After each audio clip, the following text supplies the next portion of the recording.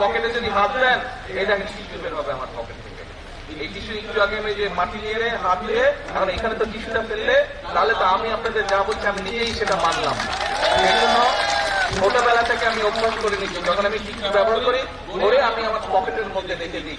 এই রাস্তা দিয়ে আসার সময় দেখলাম যেখানে যেখানে বাজার আছে সেখানে বিভিন্ন কাগজপত্র, পলিথিন, প্লাস্টিকের ব্যাগ, বিভিন্ন জিনিস করে প্লাস্টিকের বোতল করে পরিবেশটা একদম নষ্ট হয়ে যাচ্ছে।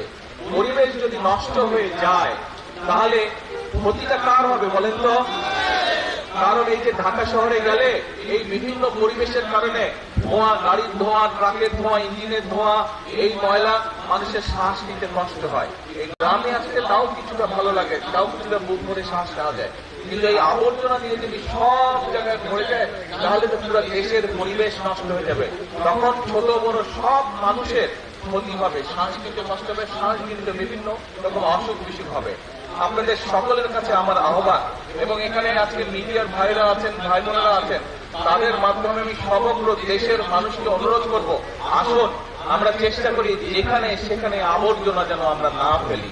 আমাদের কোন একটা ব্যবহার্য জিনিস ব্যবহারের প্রয়োজনীয়তা ফুরিয়ে গেল, পানি খেলাম, পানির বোতলটা খালি হয়ে গেল, আমরা যেখানে সেখানে ফেলে দেই। কোন একটা প্যাকেটে করে আমরা কিছু নিয়ে যাচ্ছি, জিনিসটা যখন বের করলাম প্যাকেটটার প্রয়োজনীয়তা ফুরিয়ে গেল, আমরা প্যাকেটটা যেখানে সেখানে ফেলে দিচ্ছি। এতে করে আমাদের পরিবেশটা নষ্ট হয়ে যাচ্ছে। পরিবেশটা নষ্ট হয়ে গেলে আলটিমেটলি ক্ষতিগ্রস্ত হচ্ছে, আমরা ক্ষতিগ্রস্ত হচ্ছি, পরবর্তীতে আমাদের সন্তানেরা ক্ষতিগ্রস্ত হবে। আসুন আমরা যদি নিজের ঘর নিজে পরিষ্কার না রাখি, নিজের দেশকে নিজে যদি ঠিক না করি, বাইরে থেকে তো কেউ এসে আমাদের করে দিবে না।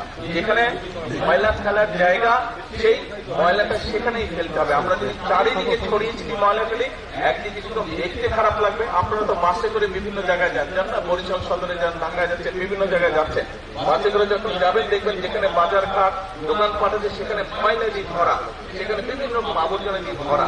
ময়লা দেখতে কারো ভালো লাগে? তো ময়লা হলে কি হয়, পরিবেশটা ময়লা হয়ে যায়, দেখতেও ভালো লাগে না, দেখতেও ভালো লাগে না।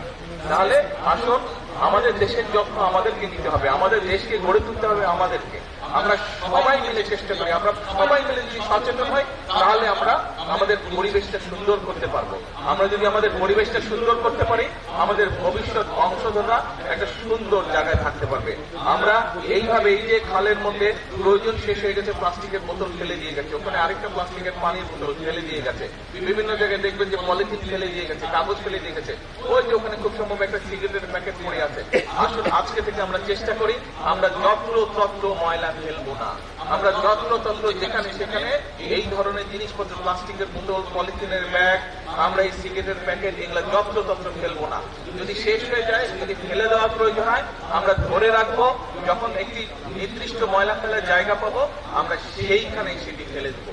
আমরা কি এই প্রতিজ্ঞাটা করতে পারি, এই চেষ্টাটা করতে পারি? এই চেষ্টাটা আমরা করতে পারি? খুব রাজা আমার পকেটে যদি হাত দেন এটা টিস্যু বের হবে আমার পকেট থেকে। এই টিস্যু একটু আগে আমি যে মাটি নিয়ে হাত দিয়ে এখন এখানে তো টিস্যুটা ফেললে তাহলে তো আমি আপনাদের যা বলছি আমি নিজেই সেটা মানলাম।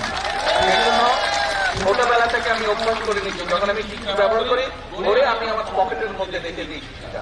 আমার যে কোনো প্যান্টের পকেটে হাত দিলেই দেখা যাবে টিস্যু বেড়ে যাচ্ছে, সারাদিনে সব টিস্যু প্যান্টের পকেটে জমা হয়।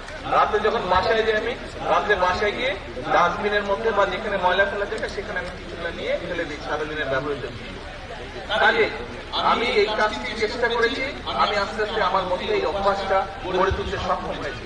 আমরা যদি সকলে মিলে চেষ্টা করি আজকে থেকে এই অভ্যাসটা আমরা সকলে মিলে তৈরি করতে পারবো, এবং এই অভ্যাসটা যদি আমরা প্রত্যেকটা মানুষ, এই দেশের প্রতিটি মানুষ যদি আমরা এই অভ্যাসটি গড়ে তুলতে পারি তাহলে আমরা একটা সুন্দর পরিষ্কার একটি দেশ গড়ে তুলতে পারবো, এই দেশের পরিবেশটা সুন্দর হবে, এই দেশকে দেখে সবাই প্রশংসা করবে।